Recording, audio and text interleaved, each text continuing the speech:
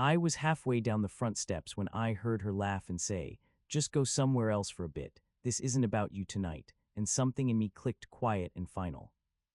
Hey friends, please subscribe and turn on notifications, like this video, and leave a comment with your impressions. This will be a great help. Thank you. We never tire of reminding you. It's all thanks to you. This happened last November in Minneapolis, right when the first real snow showed up and everyone pretended they loved it. I'm Ethan, 34. I work as a project manager for a civil engineering firm. I'm the kind of guy who likes calendars, written plans, and knowing what's coming next. My girlfriend at the time, Brianna, was 32 and worked as an events manager for a small restaurant group. She was social and quick and good at making people feel like they were part of something.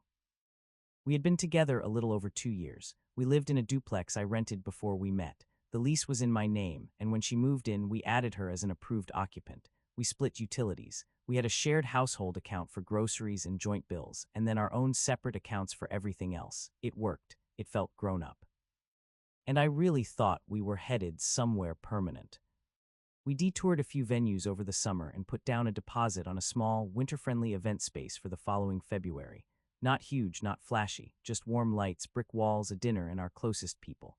Brianna wanted a short engagement. She said more than once, "I don't want to drag this out. If it's yes, let's build the life." I agreed because I thought build the life meant the two of us pulling in the same direction. The subtle mismatch started about 3 weeks before everything blew up. Brianna began doing this thing where she'd tilt her phone away when she texted. Not dramatically, not like a movie villain, just enough that I noticed. She also started taking calls on the back porch, even when it was cold enough that your lungs sting. When I'd ask who it was, she'd say, "Work stuff," and the answer didn't match the light, happy tone she used when she talked to her boss. Then there was the wardrobe shift. Brianna always dressed well, but suddenly she was dressing like she was going to an important first date on random weeknights. Hair done, perfume, earrings she usually saved for weddings. She'd say she had to stop by one of the restaurants or meet a vendor. That made sense in theory. Her job was basically managing other people's chaos. The problem was the secrecy that came with it. She stopped telling me details. Just a work thing became her catch-all. If I asked about her day, I got summaries instead of stories. If I asked what time she'd be home, she'd say, "Later," and then get irritated like I'd asked for a tracking device. I told myself not to be that guy. I told myself stress makes people weird. We were planning a wedding. She was entering the holiday season in hospitality. I was dealing with a major municipal bid at work. Life was heavy. But the stomach knows what the mind tries to negotiate. The disrespect arrived on a Friday night, the week before Thanksgiving. Brianna came home energized, cheeks pink from the cold, and announced she wanted to do a Friendsgiving at our place the next evening. Not for family, she said, for her friends from work, a few of my friends, and some neighbors. She was excited, talking fast, making lists in her head. I was actually relieved. I thought, okay, she's coming back to us. This is normal. This is home. Then she added casually, like it was a minor detail, "Oh, and Derek might stop by." Derek was her ex, not ancient history, the relationship before me, the one she described as complicated and on and off, and we're better as friends now. I'd met him once at a group thing early in our relationship. He'd been charming in a way that felt practiced, like he knew exactly how to talk without saying anything real. After that, Brianna claimed they barely talked. I kept my voice even. Why would he be coming to our house?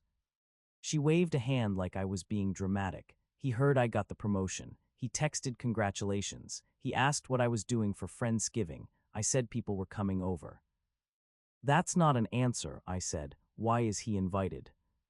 Her expression tightened. "Because it's not a big deal."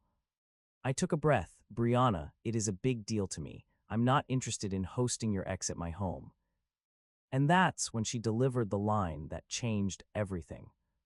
She leaned on the kitchen island, eyes a little bored, and said, "Then go somewhere else for a bit. Derek doesn't do well around you, and I'm not spending the whole night managing your energy." Managing my energy. I didn't yell, I didn't slam anything.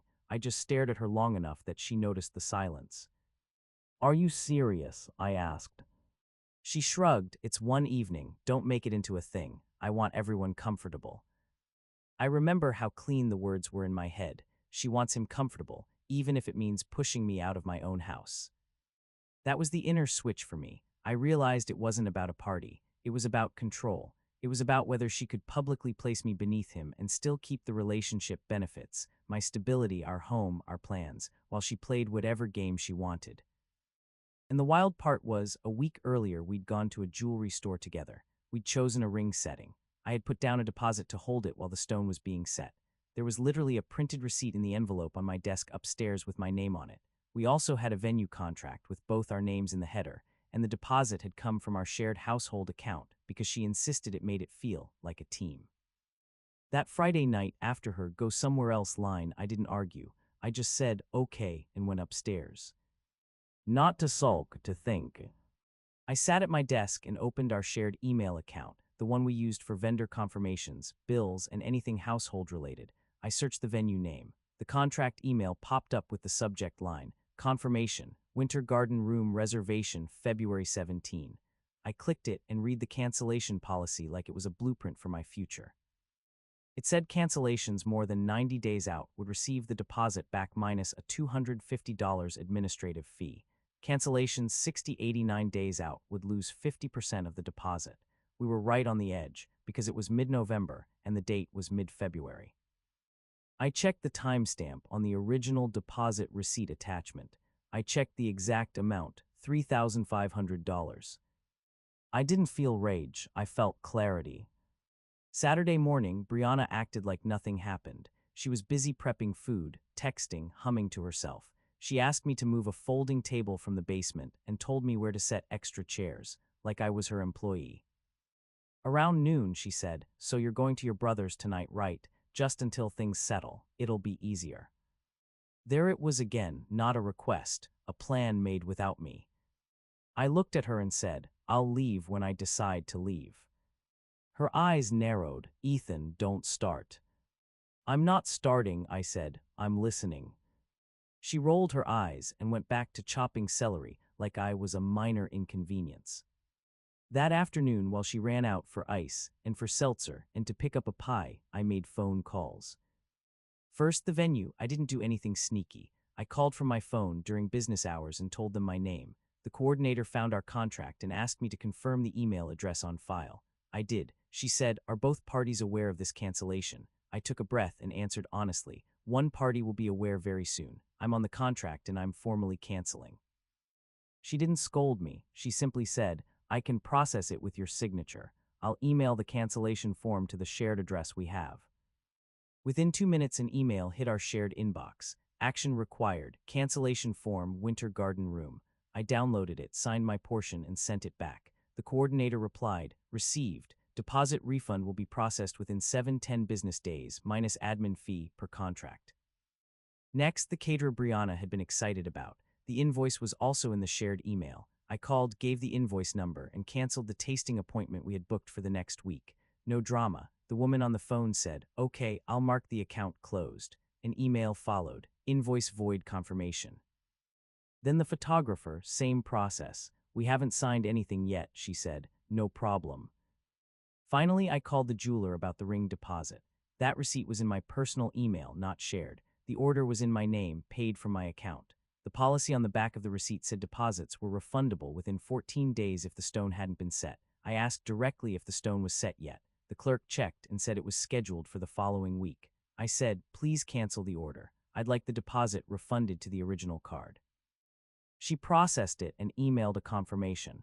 Order cancellation, refund in 3-5 business days. I printed everything, not because I wanted to win in some dramatic way, but because paperwork is how adults protect themselves when someone else starts rewriting reality. By late afternoon, people began arriving. Brianna was in full host mode. She hugged people, took coats, moved through the room like she owned it. I watched her for a while and it was strange. She looked happy, not because she was celebrating, because she was performing control. Around 7, Derek showed up. He didn't knock like a normal guest. He opened the door like he'd done it before. Brianna lit up when she saw him, the kind of smile that reaches deep. She touched his arm as she guided him inside, as if he needed reassurance. I was standing near the living room doorway, not looming, not scowling, just existing in my home. Derek's eyes landed on me, and he did that little polite half-smile people do when they want credit for manners while still sending a message. Brianna saw the moment, and immediately stepped between us like a referee. Then she turned to me in front of everyone and said, "Could you take a drive for a bit? You're making this tense." A couple people went quiet. Someone cleared their throat. I saw my friend Nolan's eyebrows lift like, did she really just say that? I didn't argue. I didn't plead my case to the room. I simply grabbed my coat from the closet, put it on, and said, "Sure." And I walked out. I drove to a 24-hour grocery store on the other side of town and sat in the parking lot with the engine off. Snowflakes gathered on the windshield like static. I didn't feel humiliated, exactly. I felt finished. After about 40 minutes, I went back not to cause a scene, but because I lived there and I needed to collect a few things to get through the night. When I walked in, the party was loud again. Brianna was laughing near Derek like the world was perfect. She glanced over and her smile hardened. I leaned close enough that she could hear me without making it a public show. "I'm going upstairs." She hissed, "Don't be dramatic." I said, "I'm not." Upstairs, I packed a small duffel with basics, clothes, toiletries, my laptop, the folder with the lease and our household bills, and the printed vendor emails. I also took my passport and birth certificate from the lockbox. I didn't take anything that wasn't clearly mine. No shared kitchen stuff, no furniture, no petty trophies, just my things and my documents. Then I left again. I spent the night at a modest hotel near the airport because it was quiet and had available rooms. I slept, but lightly, the way you sleep when your brain is already building a new life. Sunday morning, I did the clean exit properly. I called my landlord and asked for the exact process to remove an approved occupant. He said, "Send it in writing. As the leaseholder, you can update occupancy. If she's not on the lease, she doesn't have tenancy rights beyond being a permitted resident." He used a sentence that stuck with me. "You can't self-help evict someone who's on a lease, but you are the lease." I emailed him a formal notice. Effective immediately, please remove Brianna Ellis as an approved occupant. She will be vacating. I will remain responsible for the lease. I attached a copy of my ID because he requested it. He replied, "Received. Please ensure keys are returned." Then I called the electric company and asked about splitting accounts. The utility rep told me I could keep the account in my name and remove the secondary user. I did. I also changed the password on the shared streaming services that I paid for, not as revenge, but because it was my account and I was closing shared access, the same way you close a joint vendor contract when the joint plan ends. By late morning, I returned home. The house smelled like leftover food and sweet drinks. Paper plates sat in stacks. Someone had left a scarf on the couch. Brianna was in the kitchen, hair messy, eyes tired, like she'd slept for 2 hours and spent the rest of the night defending her choices. She looked up, "So you're back?" "Yes," I said. She crossed her arms. "Are you done pouting?" "I'm not pouting," I said. "I'm ending our relationship." Her face shifted fast. "Because Derek came over, seriously, you're proving my point. You get weird and possessive." "I left when you told me to leave," I said. "You asked me to remove myself from my home so your ex could feel comfortable. That's not a partnership." She scoffed. "It was one night." "It wasn't one night," I said. "It was a choice." She stared at me like she expected me to soften. When I didn't, she said, "Okay, so what, you're going to punish me now?" "I'm not punishing you," I said. "I'm making arrangements." That's when I set the folder on the counter and slid it toward her. I didn't throw it. I didn't slam it. Just placed it down like a closing file. "What's that?" she asked, already suspicious. "Cancellations," I said. "Venue, caterer, photographer, the ring order, all canceled. You'll see the refund timelines. The venue will return part of the deposit within 7-10 business days minus fees." Her mouth opened, then closed. "You had no right," she said, voice rising. "I'm on the contract," I said, "and the ring was in my name." She flipped through the pages, eyes scanning like she was looking for a loophole. "You did this behind my back." "You made plans behind my back," I said. "You announced them like decisions. I handled ours like an adult." She slammed the folder shut, and I flinched only because the sound was sharp in the quiet kitchen. "So you're just going to make me homeless right before Thanksgiving?" "I'm not making you anything," I said. "I'm telling you the living arrangement changes." Her eyes glistened, then hardened again. "You're cold." "I'm calm," I said. "There's a difference." She tried the cycle exactly the way the internet always describes it. First minimization. It was a party, you're overreacting. Then blame. If you weren't so jealous, this wouldn't be an issue. Then insults. You're controlling and stiff and you can't handle normal friendships. Then tears. Real tears, not fake, but tears don't rewrite facts. I didn't argue any of it. I just kept returning to logistics. I'll cover the rent for December, I told her. I'm not going to rush you, but you need to be out by the end of next month. I've already notified the landlord to remove you as an approved occupant. You'll return your keys when you go. If you want to take any shared household items, we'll list them and divide them evenly. Her voice broke, so that's it. 2 years and you're just closing the file. I'm protecting myself, I said, and I'm not going to live with someone who can dismiss me publicly and then expect me to fund the life she wants. She said, Derek is nothing. I met her eyes, then you wouldn't have needed me gone. For the next week, she tried everything except accountability. She called me repeatedly while I was at work. I didn't pick up. She left voicemails that bounced between sweet and furious. I saved them, not to gloat, but because I'd learned how quickly someone can change the story when consequences arrive. Then the unknown number calls started, 4 in one evening. When I answered the fifth, a male voice said, Dude, you're being crazy, she's upset. It was Derek. He was calling from Brianna's phone or a friend S. I didn't engage. I simply said, do not contact me again, and hung up. 2 days later, Brianna emailed my work address, not my personal email, my work email. The subject line was, please just talk to me. That crossed another line. I forwarded it to my personal account, saved it, and then replied once, do not email me at my workplace. Use my personal email for logistical matters only. Then I set up a filter to send anything from her address to a folder. Attempt number 3 came through a messenger, her older cousin Melissa, who I'd met twice at family gatherings. Melissa texted me, saying Brianna was falling apart and asking if I could at least meet for coffee. I didn't use the word coffee back to her because I didn't want that to become a thing in my head. I texted Melissa politely, I appreciate you reaching out. I'm not meeting. Brianna and I are handling separation logistics in writing.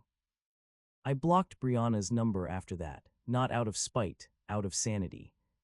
The quiet karma didn't come from me doing anything dramatic. It came from reality behaving like reality. The venue refund hit our shared account exactly 9 business days later, minus the fee and the 50% penalty because of the date window.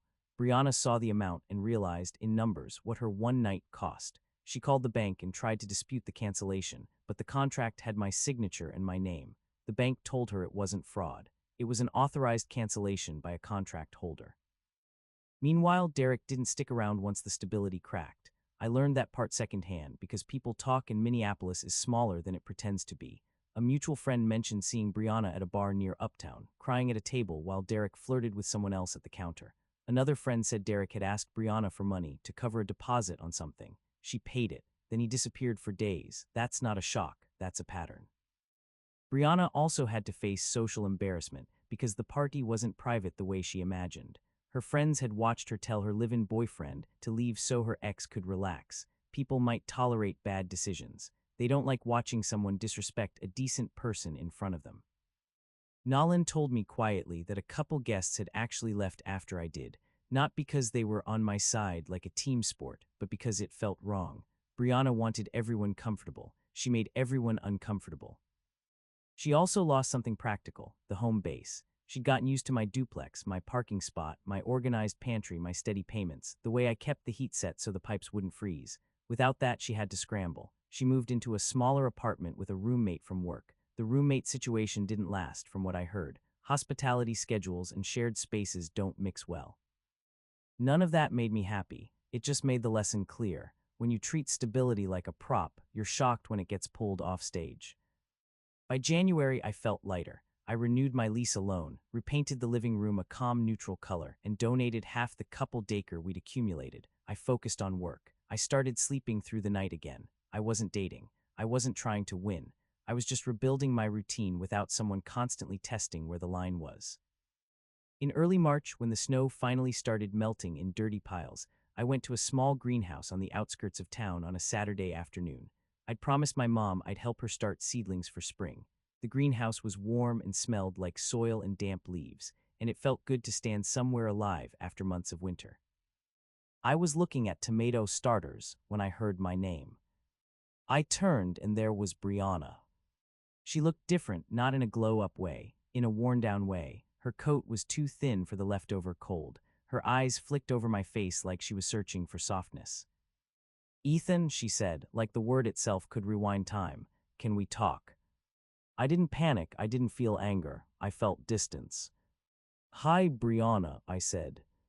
She stepped closer. "I made mistakes, I know that. I've been thinking a lot. Derek is out of the picture. I shouldn't have said what I said. I shouldn't have treated you like that." I nodded once because I could acknowledge truth without reopening the door. "Okay." Her eyes filled. "So, is there any chance we could start over? We could do counseling. I miss you. I miss us." I looked past her for a second, at a little table of herbs, the small labels stuck into pots like tiny signs. I thought about how peaceful my life had become. Then I brought my eyes back to hers. "I'm not restarting," I said gently. "I'm in a different place now." She swallowed. "You're really going to walk away over one night?" And there it was, the minimization again, the same old lever. I kept my voice even. "It wasn't one night. It was the moment you decided my place in your life was optional." She flinched like she wanted to argue, but I didn't give her room to spin. "I'm going to keep things simple," I said, "so please make yourself scarce in my life from here on out." Her face tightened because she recognized her own language coming back to her, not as revenge, as closure. I picked up my tray of seedlings, nodded politely, and walked to the register. My hands didn't shake, my chest didn't ache. I was just done in the quietest way. If you've been through something like this, tell me in the comments how you handled it and what boundary changed your life for the better. I read them all.